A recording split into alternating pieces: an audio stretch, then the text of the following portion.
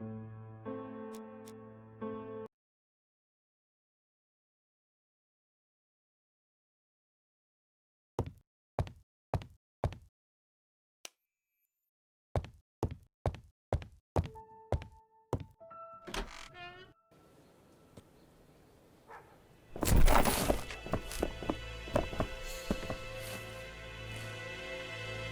have to wait for him to sleep it off. He's all yours, Poirot. There are a few things I need to check. There must be some way of sobering him up. I wonder what his wife used to do. He must have scared the customers away.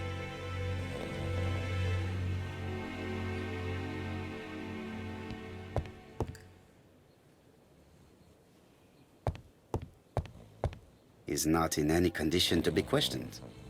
I have to find a way to sober him up.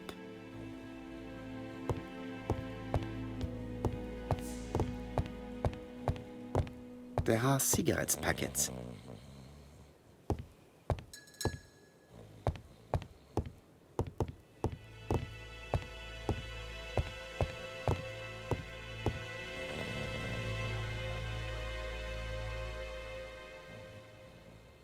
It's Alice Asher's notebook.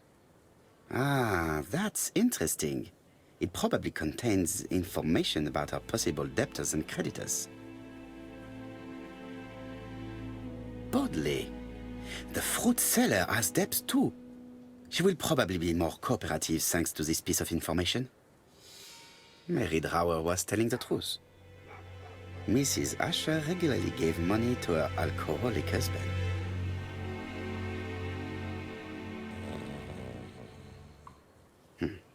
A box of new stockings.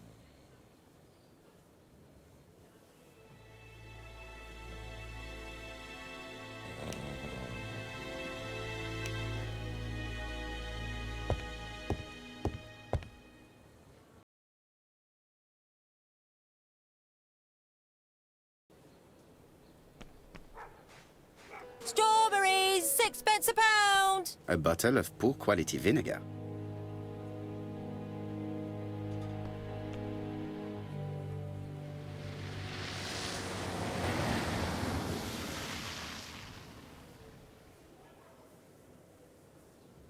Your fruit is rotten. What? A foreigner dares to say that?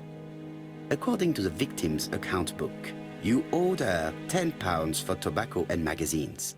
That's a lie. She owed me £1, I swear. Now, please be so kind as to explain this. Look at my account book. Alice owed me £11 for fruit and vegetables. I may have had a slate at her shop, but she had one at mine. She owed me £1, and that reminds me I have to get it back from her niece. That is quite enough. Your account book has saved you, but I might ask Chief Inspector Japp to throw you in the cells for 1 or 2 nights while he checks your entries. You want to go to prison? Prison? Now that's not fair. I haven't done nothing. In that case, I am counting on your full collaboration. Yes, sir. Of course, sir.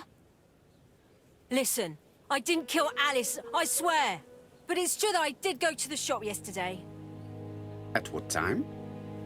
6 o'clock. She left me a note saying she wanted some strawberries if I got some. I received them late, about 6. So I took them over to her. But you did not see her. She wasn't in the shop, so I just put the strawberries on the counter and left.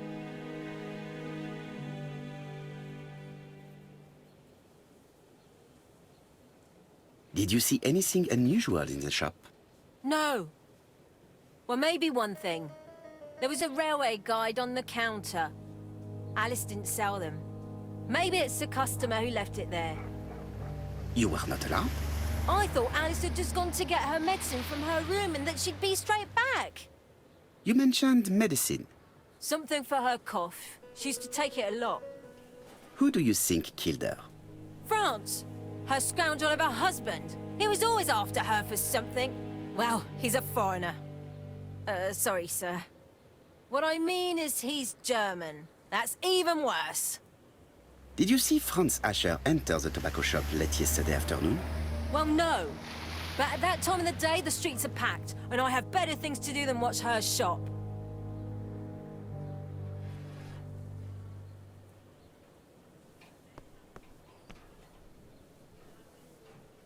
I'll just borrow your bottle a moment.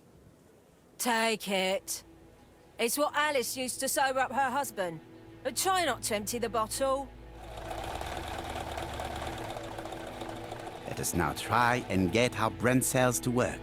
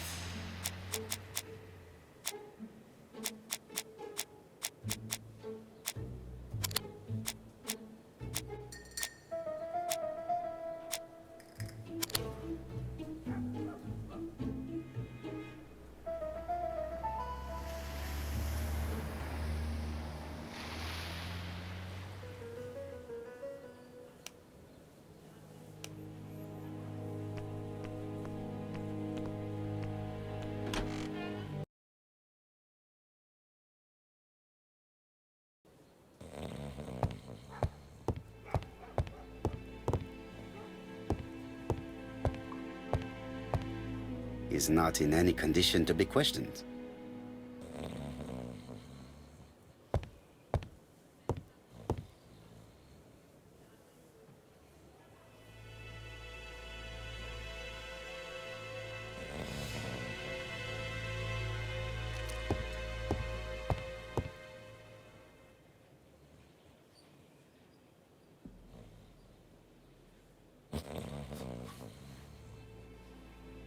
Mes amis, I can say without a doubt that poor Mrs. Asher was killed between 5:30 and 6.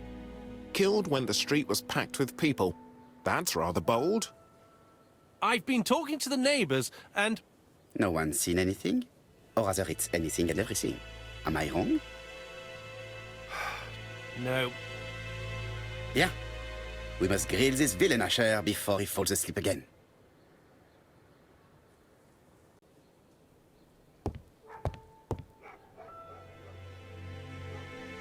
This man is in rather a bad state.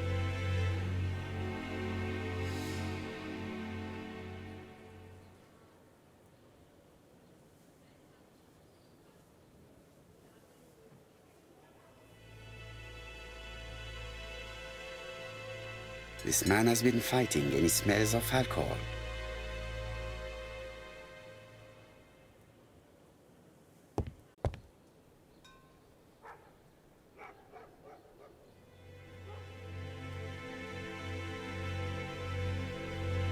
What were you doing yesterday at the time of the crime?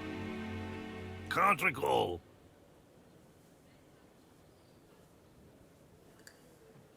You had been drinking again.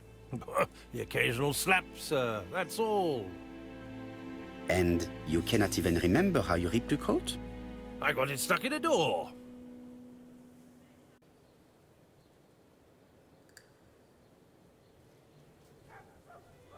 The truth is that someone gave you a good beating. A beating? No way. All right, he tore my coat and gave me a black eye. You see the state of him? Very interesting. Who is the other that you struck? Probably best if I tell you everything. Yesterday afternoon, I met Roderick Tanner. We'd bet on a dog fight together. An illegal bet, naturally. Yes, sir. Our dog won. Roderick got the money, but he refused to give me my share. And you fought about it. What time was this? In the evening, about 6, I think. We were on the other side of town. You see, I couldn't have killed my wife.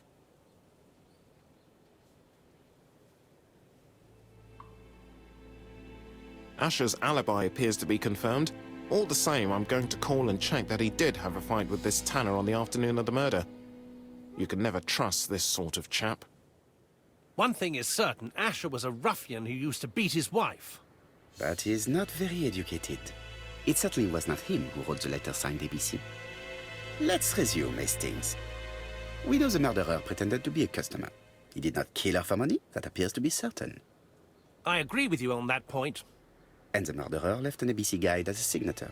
Therefore, it's likely he wrote the letter. Indeed, but that doesn't explain why and how he did it. You are quite right. Why he did it is a mystery. But as for how he did it, we do know enough to try and reconstruct the events.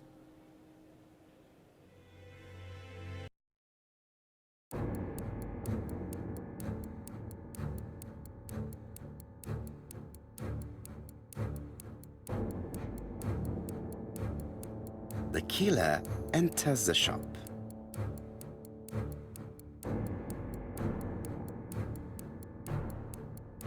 Mrs. Asher turns around to greet her customer.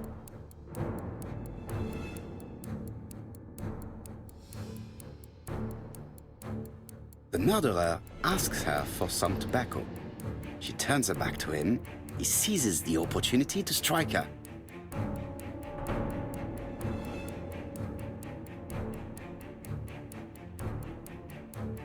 He then places the ABC upside down before leaving.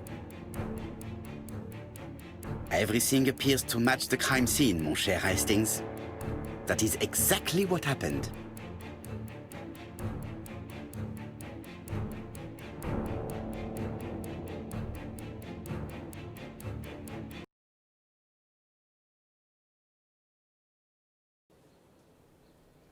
Asher has a strong alibi and we don't have any other suspect.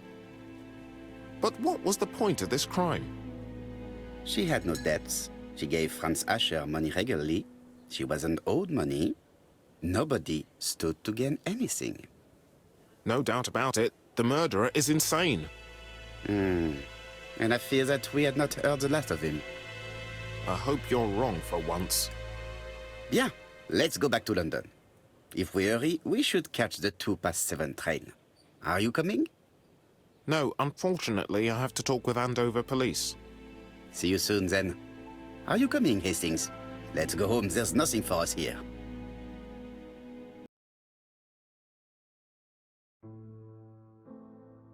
Well, do you have any idea about the killer's identity? The crime was committed by a man of medium height, with red hair and suspicious eyes. He has a slight limp on the right foot and a wart just below his shoulder blade. Poirot!